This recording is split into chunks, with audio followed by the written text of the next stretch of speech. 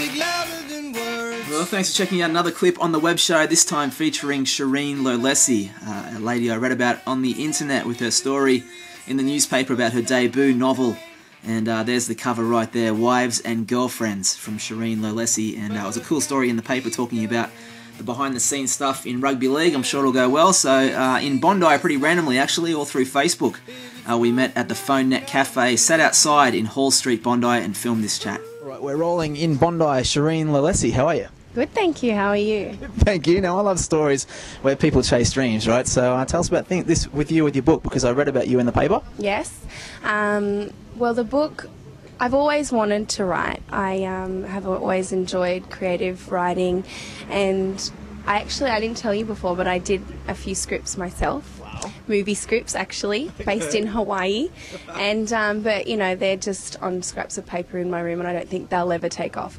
But this actually was born out of, a sad thing. So I separated from my husband, but we're still great friends. And I started penning my feelings and thoughts just in a book format. And then after kind of escaping in that for a while, it took on its own life, and characters were born and plots were formed, and that's pretty much how this book started. Okay, so how long does it take? Because a lot of people out there would have ideas for doing books and stuff, but it's a lot of hard work and a lot of commitment and a lot of belief. Was there ever a time where you thought, maybe I'm not good enough to do this? I mean, were you scared? I never thought it was going to be a novel like it is now. It was purely just like a hobby, and it took, like, from the very beginning to now, like it being a finished book, it took 2 years, and there's a lot to it. I mean, we've edited it and re-edited it 100 times. I've read it so many times I could almost recite it for you. It's amazing. It's an amazing process. It's a very long process, but it's worth it. Everything, yeah. So tell us, like, briefly, what's the synopsis of it? Like, what will people find when they pick it up and have a look at when it's in the bookstores? It's basically, to me, it's a love story or a love triangle between a footballer's wife and her husband and one of his teammates. So that's the triangle, and it's a love story of fiction. It's the fabrication of my imagination, but it's based in the rugby league world. Which is kind of topical at the moment, which is amazing. We were just talking about that before. Like, pretty amazing that you've written this with all that's been going on in rugby league, particularly with women. Particularly with women. All of that is purely coincidental, that my book is very kind of parallel to what's going on at the moment. Okay. So how do you feel at the moment now that you're holding it in your hands? Must be an incredible feeling. There it is. Look out. Unbelievable. When I first got it, the publishers, Pear Macmillan, sent me the book.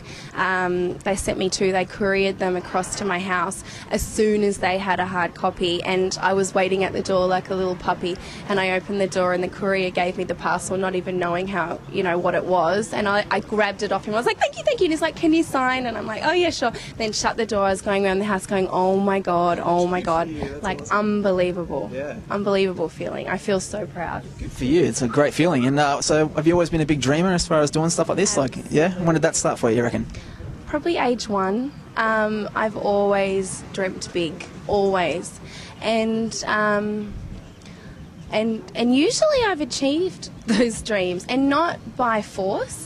They just seem to happen to me, which is amazing. Like, I feel so privileged that I've achieved this dream. This dream is one that I actually didn't think I would achieve, to be a published author. Well, the things that you've learnt so far, and congratulations for that, that's awesome. What would you say to someone out there trying, and they've got a great idea and it's going to take a lot of hard work? What advice would you have looking back now that you've completed your first book? Never ever think that you're not good enough. Ever. I mean, I thought I wasn't good enough, and I had all these people in the industry, publishers, journalists, my manager, friends, family, tell me, yeah, no, you are, but I didn't think I was, and I didn't believe it, and I still maybe might have a bit of doubt, but I'm confident that as much as I enjoyed writing it, that people will enjoy reading it. You. And so what is the ultimate dream? And that's the thing I love asking people. If you could live the ultimate, where do you want it to go if you could live the ultimate dream for you? I think I'm doing it. you? I'm absolutely doing it. I've got 2 beautiful children. I live in one of the most beautiful places in the world, and I have a book about to be out in a few days. So absolutely living it right now. That's unreal, and congratulations, and thanks for the quick chat. Thank you. It's a bad mistake to live without a consultation.